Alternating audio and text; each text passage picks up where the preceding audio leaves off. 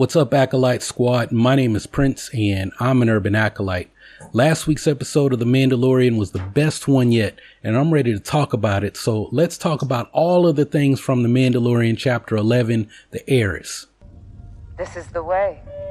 This is the way.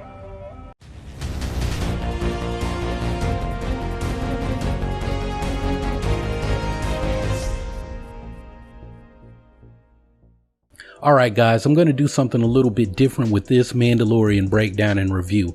Like always, I'll give a short summary of the episode and then touch on the major themes that I'm looking at, but I'm going to end with questions and predictions for the next episode. And real quick, I just want to say that if you're new here, hey, we're talking about The Mandalorian and the journey of our hero. So if you like that Star Wars breakdowns and all that Joseph Campbell stuff, that hero's journey stuff, then this might be the place for you. So go ahead and do that thing so you'll know when I'm doing my thing and you won't miss out on all of the things. Does that sound good to you?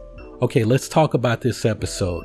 So we left off the last episode with the Razor Crest falling apart after leaving that ice planet with the spiders en route to Trask, where Frog Lady can meet up with her Frog Daddy and they can help Din Djarin find some Mandalorians. So they make it to Trask and Din manages not to get them killed, but the Razor Crest is looking like a hot mess. Remember this because on the Chapter 10 video, I said that repairing the Razor Crest is probably going to be a major evolution for this story to advance.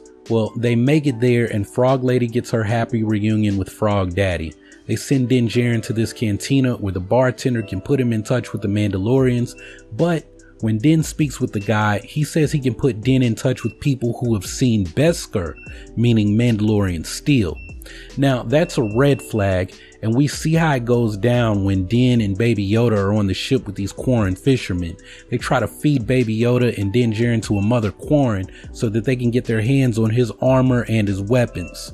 Now, right at that moment, a trio of Mandalorians swoop in to rescue Din Djarin and Baby Yoda, and this is where the episode turns the dial all the way up because these Mandalorians are night owls and they're being led by Bo-Katan Kryze, who we haven't seen since she and Sabine Wren led a siege on Mandalore to defeat Governor Tiber Saxon and his Imperial Super Commandos in Star Wars Rebels Season 4 when Sabine handed her the Darksaber to unite the Mandalorians against the Empire. So this episode picks up with that storyline. Now we know about the Great Purge or the Night of 1,000 Tears when the Empire led by Moff Gideon appeared to crush the Mandalorians and send them underground. Now we don't know the full details, but what we learn is that the Empire is collecting Mandalorian steel and weapons for something big.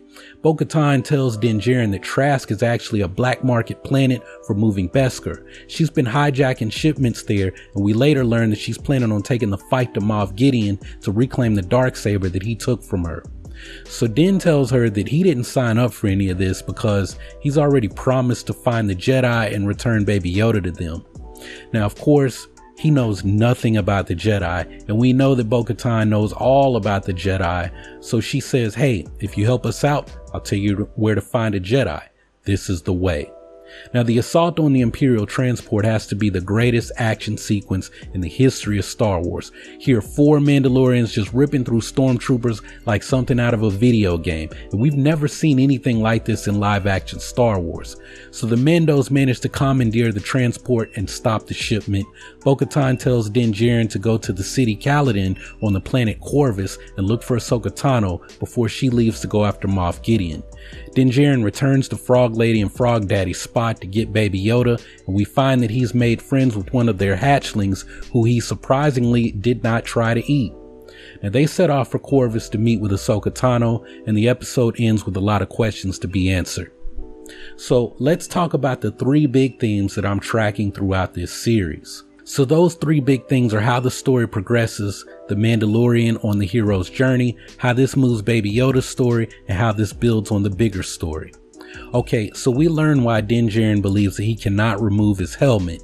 It is because he belongs to a fanatical sect of Mandalorians called the Children of the Watch, who follow what Bo-Katan calls the old ways of Mandalore. Bo-Katan probably knows more than the episode allowed her to say on the group because she probably was associated with that group. Look, we don't know how old the Children of the Watch are, but it's only logical to assume that this sect was connected with Death Watch. It was Death Watch that rescued Din Djarin as a child during the Clone Wars. Bo-Katan was a member of Death Watch until she defected after Maul killed Pre Vizsla in ceremonial combat on Mandalore. At that time, all of the clans under House Vizsla were part of Death Watch. Now, here's a question. When Sabine Wren first revealed that Clan Wren was under House Vizsla, she was labeled a traitor by the Mandalorians of Concord Dawn. Now, was this because Death Watch assisted Maul in temporarily becoming Mandalore, or did something else happen? I think that after the Siege of Mandalore, Order 66 went down and Gar Saxon became the Imperial Governor, and there was a split in Death Watch. I think some clans chose to join the Empire, but I think some other people who were loyal to Maul took their foundlings and went underground to form this Children of the Watch group. I think that people are thinking that the Armorer is Rook Kast adds even more weight to this speculation, because it's unclear what happened to her after she was captured during the Siege of Mandalore by Bo-Katan. Now, with Din Djarin learning that there are other Mandalorians out there who don't follow the old ways, I think it's going to cause a bit of a crisis for him. We didn't see it in this episode, but it'll be interesting to see what happens the next time he meets up with some Mandalorians. Now, when it comes to Baby Yoda's story, every episode in season 2 so far has been about finding other Mandalorians who can help Din Djarin locate the Jedi. This episode served that purpose, sort of. Din Djarin doesn't know anything about the Jedi, and I'm wondering how much Bo-Katan knows when it comes to the Jedi. As the audience, look, we know about Ahsoka Tano, and there are a lot of questions around what might happen if Din Djarin shows up with Baby Yoda, asking her about taking this kid in her care. Now, as far as moving the story forward, I've said from the very beginning that this story would ultimately pull Din Djarin into the larger story about the restoration of Mandalore, and if there isn't a restoration of Mandalore, it will at least be the bigger story dealing with Mandalore after their failed rebellion against the Empire and the aftermath of the Galactic Rebellion. So now Din Djarin knows about Bo-Katan and the Night Owls. He knows that there's a different kind of Mandalorian besides what he's known as a child of the Watch. Bo-Katan extended the invitation to join her later when he completes his mission, and I think that is going to be where the story moves after Baby Yoda finds his place. So okay, let's talk about questions and predictions from this episode. Now, one of my questions has to do with what Bo-Katan was doing in the 8 to 9 years since we last saw her on Mandalore in Star Wars Rebels. What has she been up to, and how did she lose the Darksaber? Giancarlo Esposito and Katie Sackhoff have both confirmed that we are going to get those answers, so I'm not going to spend much time on that question. I'll just wait patiently for the rest of the season to unfold, because those answers are coming. Now, one of the really interesting things that I noticed in this episode was the mention of the fleet when the Mandalorians were taking control of that Imperial transport. How big is Moff Gideon's fleet, and how large are his forces?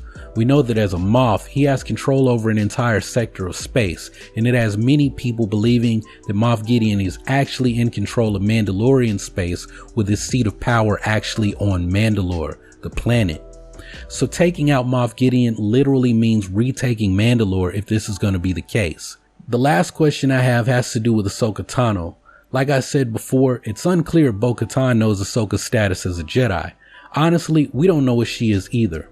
Ahsoka said she's no Jedi, and when she reappears on Lothal at the conclusion of the Galactic Rebellion, she's like Gandalf the White, and I believe she's become some type of Force mystic, unlike anything we've seen previously.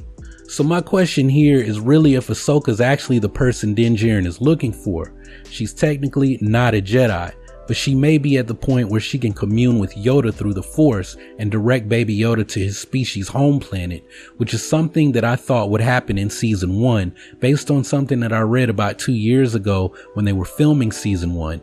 And if you don't know what that is, look, I'm not going to repeat it because I could potentially spoil Baby Yoda's story if what was reported turns out to be true. Now, the other thing that I'm wondering is what Ahsoka's up to now. We all assumed that when we saw her taking off with Sabine to look for Ezra Bridger, that it's right after the events in Return of the Jedi. Now, let's say that epilogue to Star Wars Rebels is about 3 to 4 years after Endor, and I'm basing this on how old I think Jason Syndulla is. If that's when Sabine and Ahsoka leave to look for Ezra, then there's a question about if they found them, or where they are in their search to look for him. It's also possible that they literally left to look for Ezra around the same time that season 1 of The Mandalorian began. Now, with all of this Yoda, Ahsoka, Baby Yoda stuff that's fresh on our minds right now, look, I want to jump into my speculation for the next episode.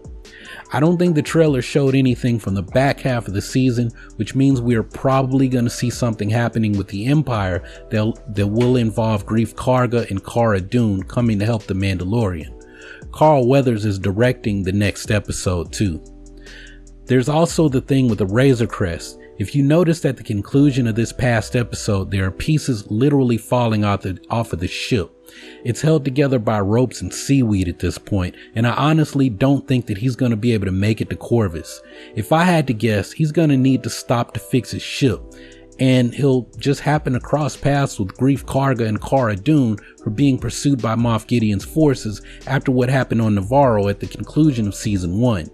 They've got the Empire after them. Moff Gideon wants Baby Yoda, and I have a feeling that this might not happen in the next episode, but I think at some point Moff Gideon will actually get his hands on Baby Yoda. I don't remember when Giancarlo Esposito said it. It may have been back in January, but something he said sort of implied that at some point Moff Gideon will capture Baby Yoda, and that might be when we find out if Moff Gideon is Force sensitive or what his interest is in getting his hands on the child. But anyway, the episode is coming on Friday, so we'll have to wait and see what happens then. Make sure you check back here next week for my discussion of the episode. I know I said I'd post my breakdowns on Sunday, but I might need a little bit more time to sit down and think about the episode. I know everyone else posts their videos as fast as they can after the episodes air, but look, I'm not really trying to be like every other channel covering The Mandalorian. Look, at this point, I'm wanting to do something different here on YouTube, and the whole news, reviews, updates, theories, and breakdowns is kind of boring to me. Like, I'm just not feeling it at all. I know just about everyone here subscribe for that sort of thing, but people change, channels evolve, some stay stuck, and my personal philosophy says that when things are stagnant, they die. I'm going to be sticking with my upload schedule of Sundays and Wednesdays, because look, that's when most of y'all come here to watch my videos. If y'all want that to change, well, I mean, you need to watch more of my videos. Like I said, I don't care what everyone else is doing. I'm following what my YouTube analytics say, and they say, Prince, most people come to your channel on Sunday and Wednesday, so only post videos on those days. I gotta sit down and come up with a schedule, so I'm not sure what my next video is gonna be right now. So make sure you have notifications set to all so you don't miss when I post. I may decide to go off the dome and talk about something, and I would like to start going live once a week, so make sure you don't miss out on those videos. But anyway, hey, that's all I got for this one, so thanks for watching. Y'all keep on breathing, and I'll see you on the next video.